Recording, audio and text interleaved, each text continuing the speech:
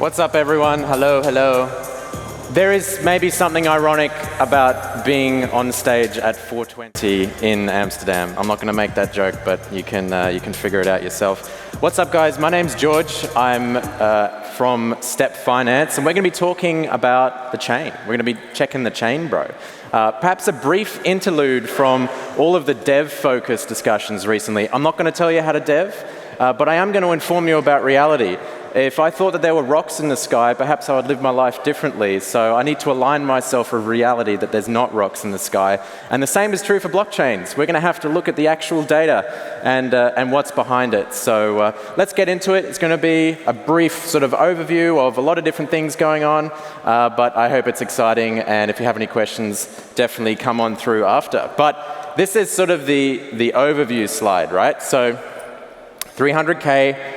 Daily active addresses. Now, some of these metrics, one of the things I would implore you to do if you're building your apps is ensure that you use words correctly. So what is an active address? Perhaps it's a fee-paying address. So I would keep that in mind when a lot of people would say a daily active user is a fee-paying address. I perhaps would disagree, but some people will include that. So I would say some of these metrics we're going to get into a little bit more. We got DEX volume, the number of transactions per an address, and essentially CNFTs. We can talk about NFTs a little bit. How do they compare with all of the crazy stuff going on in DeFi?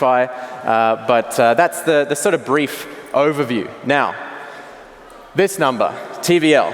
TVL can be influenced, of course, by number going up. And number has been going up recently. So actually, TVL, when measured in USD, goes up. Does that mean that more people are depositing into your protocol or whatever you're doing? Maybe, maybe not.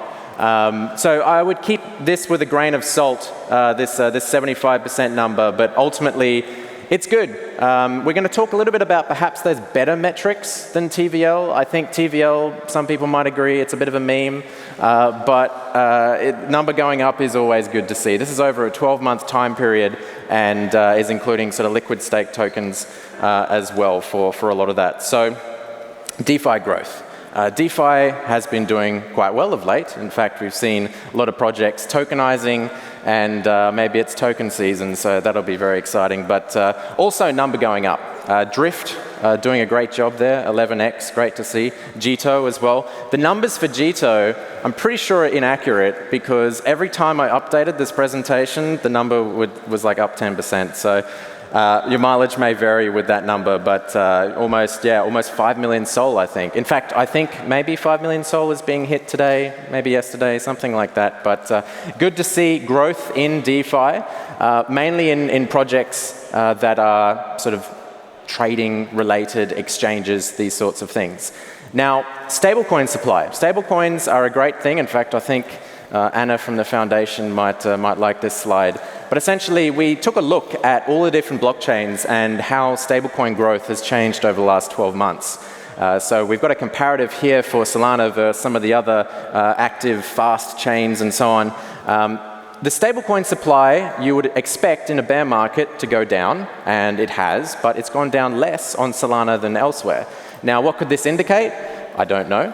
It's up to you to decide what it can indicate. It could indicate many things, but ultimately more stablecoins are staying in active supply on Solana, which is great to see. So ultimately, more stablecoin growth on Solana. Solana also has a proclivity for USDC as well instead of USDT, which is perhaps more popular on other chains. So also keep that in mind. But 17% difference over the last year. I mean, that's pretty good in a bear market when tokens are minus 95% all over the place.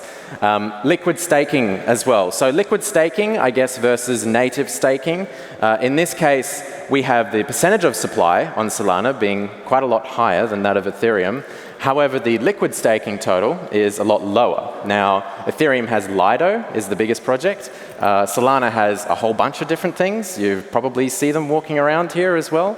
But I think these numbers are quite interesting. And the question is, okay, a lot of people are staking. Perhaps that's some big wallets. Perhaps it's exchanges and so on, which actually I think it is, by the way.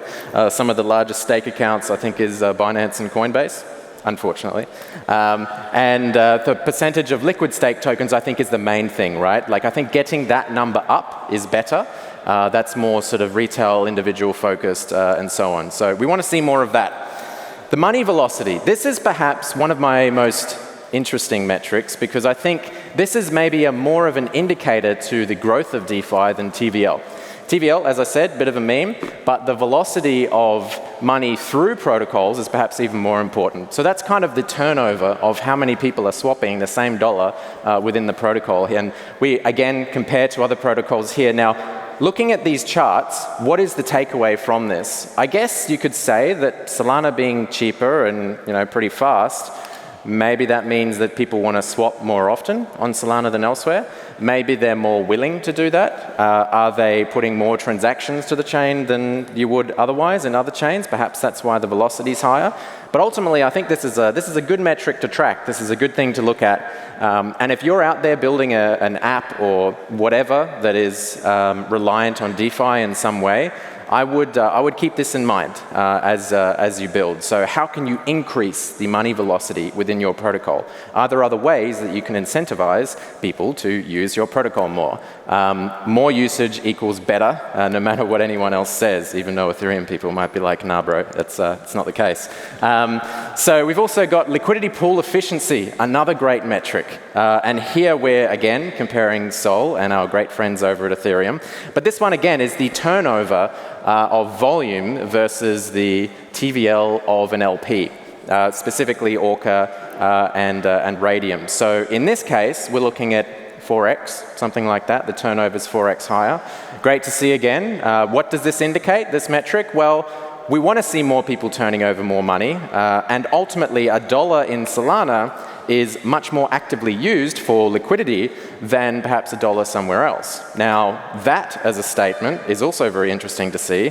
Does that mean that people use stuff in Solana more? That also means that perhaps a Solana protocol that has 4 times less TVL than that on Ethereum is equivalent. That could be another way to look at that.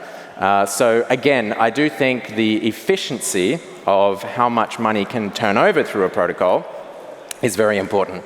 We call this capital efficiency, and certainly with the CLMM, put some extra M's in there, the concentrated liquidity market management pools that both all over Solana at the moment have increased this a lot. And it's quite interesting because often with the concentrated liquidity pools, you have liquidity within a range, whereas previously, years past in DeFi world, we had just the XYK AMM when everything was infinite on a line. So essentially, it's interesting to see that the concentrated liquidity pools have taken over and they're way more efficient, which is great to see. On-chain volume, again, also doing pretty well. This number, I caveated at the start of this presentation that numbers can change often. Numbers can also go up. I think in this case, number probably has gone up. We're looking at October there as well. But ultimately, I think that through a bear market, we're seeing here some considerate growth, which is great to see. And that will probably continue as more people develop more protocols. We're going to talk about hyperdrive in a moment with the hackathons and all that kind of stuff going on. Maybe these tokenizations of different protocols, like the perp dexes and so on, will also bring more users. By the way, it usually like 4x's daily active users when you tokenize, just throwing it out there. Ecosystem tokenomics, this is another really good one, right? So I've been shilling this since like 2 years ago. I had a tweet thread on this. And ultimately, the FTV ratio is an important thing to track. Now, a lot of people in the past on the internets and the interwebs have perhaps said that Sol coins are Sam coins, and Sam coins have a high FTV. But is that actually true? So here we take a look again at Ethereum and Solana. Ethereum tokens been around a lot longer. And essentially, how does the FTVs compare with a lot of those tokens? Now, many of the FTVs of Ethereum projects, especially DeFi, are almost fully diluted in that the circulating supply is all out there and there's not too much left in their treasuries or their community pools or whatever. Solana protocols that perhaps have been around a lot less time, often like half the time that they've been around than Ethereum protocols. Yes, their FTVs are higher, but it's like a 3.3x. right? So a 3.3x for FTVs is not a crazy number of Sam is inflating your coins 100,000 billion x, right? Which, if you read Twitter, that's what people will say. But ultimately, the FTV ratio is the circulating supply to the total supply. The question is, what is circulating supply? And at STEP, we talk about this quite a lot. We debate what a circulating supply is. I'm open to feedback if you can tell me what a circulating supply is, because often it's an arbitrary metric which you provide CoinMarketCap and CoinGecko, and you're like, this is what the circulating supply is, and they're like, okay, cool, we'll update it. What does that mean? Is there something standardized? Is there something generic that we can use? Some people say that tokens that are locked are not circulating. Some people say that a community pool tokens, which might be drawn down at some stage, are circulating, but some people say they're not. So there's a lot of sort of problems, I think, in calculating circulating supply. But ultimately, we have to put a line in the sand somewhere and decide what a circulating supply is. So ultimately, the takeaway from this, Sol projects, circulating supply is doing quite well, actually, 3.3x. And that number's generally going to trend downwards over time as more tokens get into distribution and circulation, which is great to see. Hackathon bull market. We've also talked about Hyperdrive as well, all-time highs. Let's go, 907 projects. Probably some people in the audience. I've already met quite a few developers that are already been part of that. We came out of a hackathon. Pretty much most people that I can think of in Solana, different projects, came out of a hackathon at some stage, which is awesome to see. But ultimately, 907 projects. I dare say the next hackathon's going to crack 1,000. The metrics are what they are. Great to see, but also to keep in mind that no other chain has this kind of growth, especially in terms of building projects. Often, how do you build a project on another chain? I mean, you kind of tweet about it and then hope that someone cares, whereas at least with Solana, there is a organized, orchestrated way for people to get involved. So great to see, 907 participants. You can see all of that on the website, and that's going to continue to grow. NFT DeFi. Now, before we spoke about DeFi, but with tokens and numbers and stuff, but also that means JPEGs. So JPEGs, what we're looking at here, we've got the volume. Keep in mind the volumes here at DeFi volume and NFT trading volume as well, 1.1 million Sol, 0.82 million. It's quite a lot lower than the daily DEX volume that we saw at the start, $37 million a day, something like that. In fact, it's probably like 100x, 500x lower in some cases if you look at it over a one-year time span. So even though we love our JPEG crew, it is also worth keeping in mind, remember what I said at the start about looking at the chain and seeing what the facts are.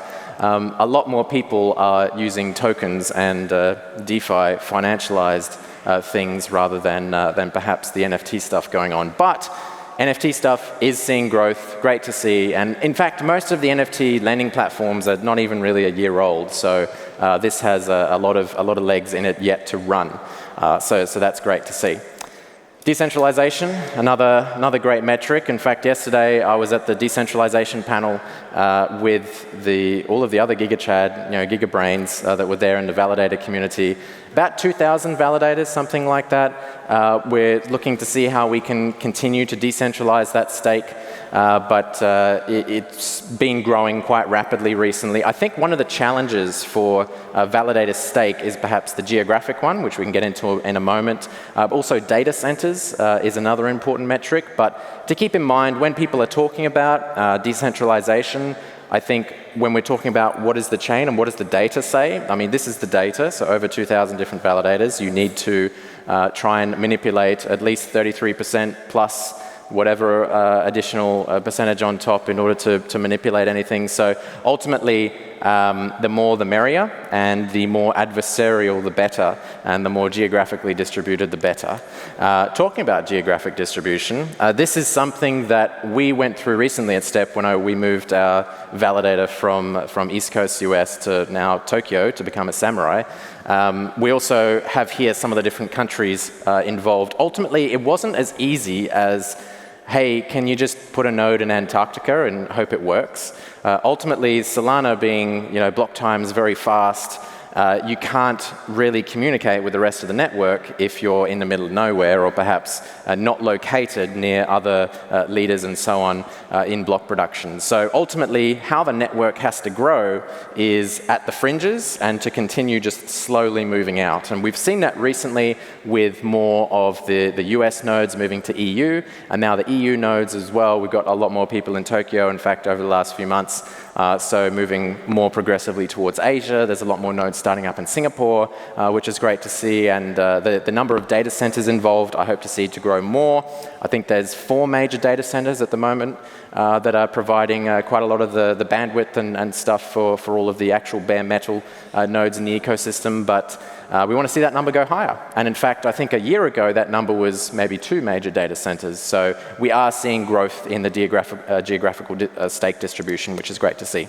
Developer activity. How do you quantify developers? Well, there's more than 75, which is great. So I don't know what Twitter would have to say about that, but we're almost at 1,000. Now, what does that actually mean? It means people that are making pull requests to open source repos that are the Solana Foundation repos, I think is how a lot of this works. So anyway, you can see all of the people here. We're at the developer stage, and there's a lot of us. So always good to see. Another thing is community-led events. We've also got essentially the first community conference, which is Solana Crossroads. That was earlier this year in April. What does community conference mean? It means not put on by the foundation. This one here is the foundation. Do a great job. Awesome. Foundation doing a great job.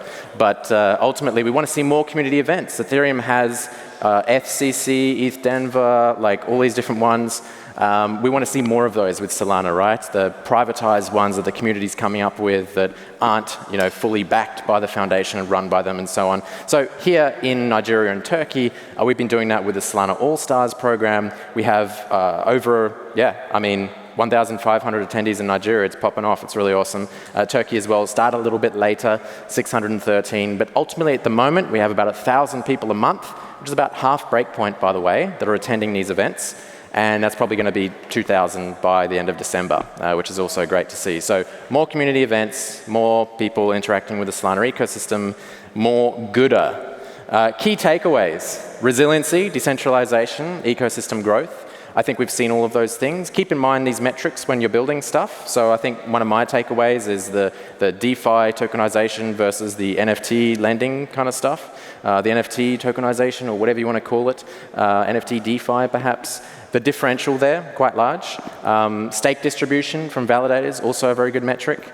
And I think there's probably a much more takeaways that you can get from the chain, but ultimately, I think good news has been happening over the last 12 months, even during the most heinous of bear markets from SBF and all of his friends. So check the chain, it was all good. Transactions don't vaporize. Unfortunately, Bankless Crew doesn't have an on-off switch, although I asked Chase yesterday and he said check the GitHub, so maybe I need to check. But ultimately, look, I think we're doing really well. And you can always see more of this kind of stuff at Step Data Insights. Check it out. We have newsletters and Twitter and all this kind of thing. Like and subscribe. And that would be great. So thank you guys. Have a great rest of the day. It's awesome. My name's George. I'll be out there. And have a great rest of the day.